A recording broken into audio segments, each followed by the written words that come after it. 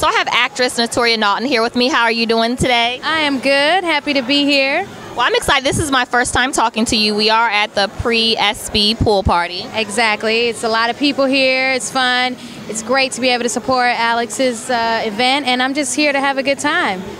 As am I, in between work. But let's talk about you. What's going on in terms of acting right now? Well, I'm blessed. I mean, I'm so excited. Actually, I'm starring in a new film called Let the Church Say Amen, directed by Regina, an amazing actress that I used to like, and I still admire when I was a little girl.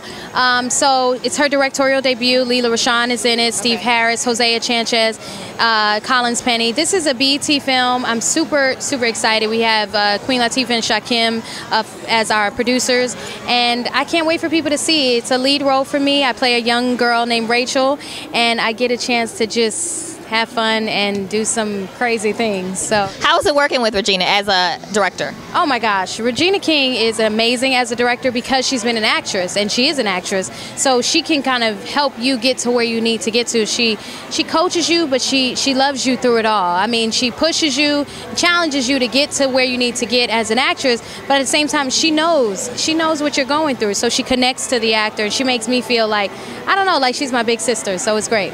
Now you also have some a project coming up with Megan Good. Yeah, I'm actually starting shooting that next month. It's called Loose. I'm really excited. I can't talk about it too much, but essentially... Wait a minute, it's called Loose? Yes, it's called Loose. Y'all will hear about it. Yes, so she's in the film, and so am I, and I'm excited to start shooting. Okay, so that hasn't started yet? No, that starts shooting next month. Okay, so I have to ask you about Megan Good. People were up in arms about that sexy dress that she was wearing. What do you? I mean, obviously you probably have a working relationship, and you all may be friends. What were your thoughts about it? I mean, honestly, I think that she's beautiful. I've always thought, you know, hey, we have, you know, good bodies. Why not work it while we can, while we're young?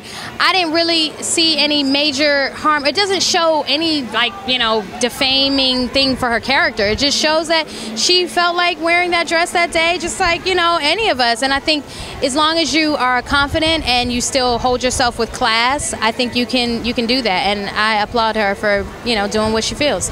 Okay. Well, I have to ask you, there are many aspiring actors and actresses, and Hollywood can be tough for women of color. How has the experience been since you started to where you are now? You've been in it for a little bit of time. It's not like you've only been in a few years. So what do you think has been the biggest difference that you've seen coming in to the present day? Oh gosh, it's really challenging. I started off, you know, my first film was Lil Kim in Notorious, and that was a challenge for me. And it just, you know, it just has shown me over the years that I've been able to do more film, like Lottery Ticket and the movie Fame, and even being, you know, the only African American, you know, series regular in the Playboy Club on NBC. So I feel like, you know, things are starting to be, I guess, hopeful, but there's so much further to go as black actors and actresses in the industry. So it's it gets frustrating at times. I'm not gonna lie to y'all. It's hard. It's moments when I'm like, please, you know, can we get more than one role per, you know, year? Yeah. And it's hard. And I've just been trying to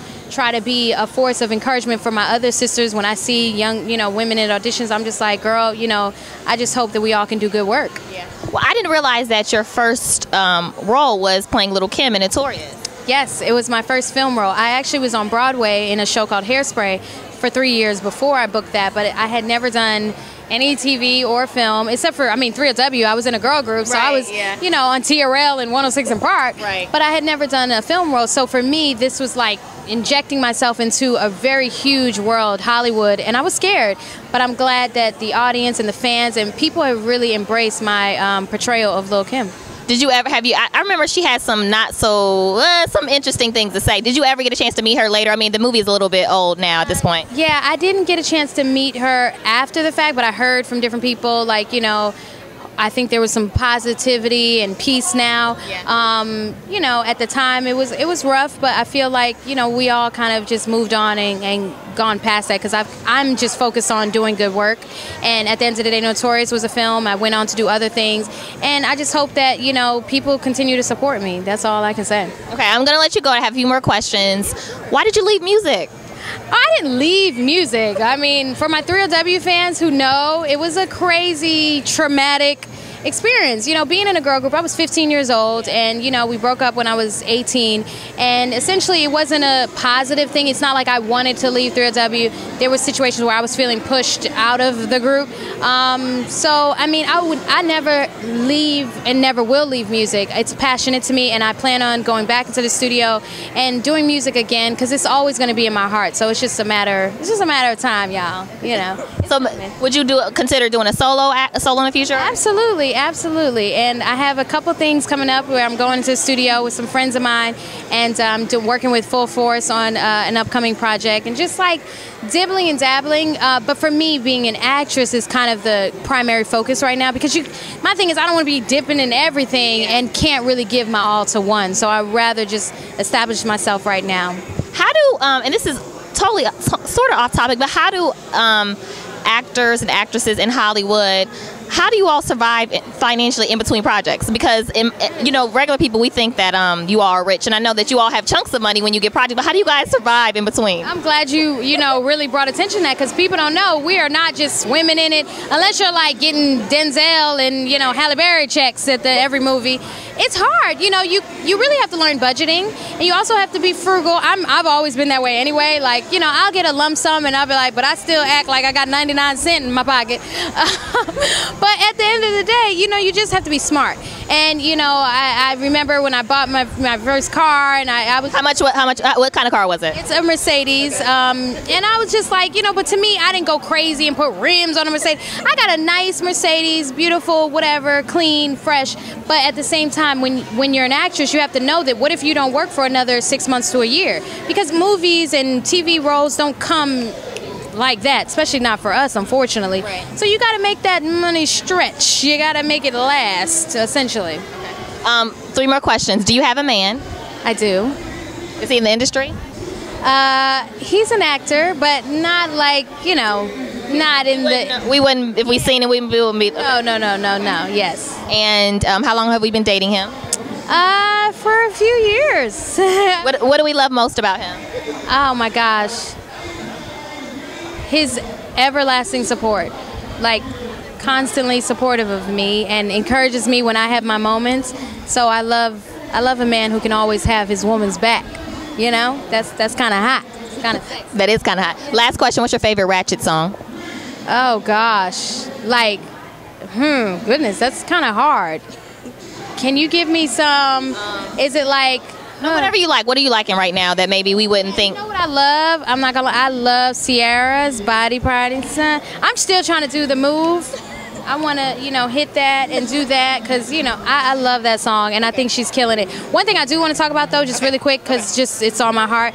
I am, like, so still burdened and saddened by, you know, Trayvon Martin and the Zimmerman acquittal, which has made me feel a sense of, you know, frustration with this justice system, with this country, with this whole situation.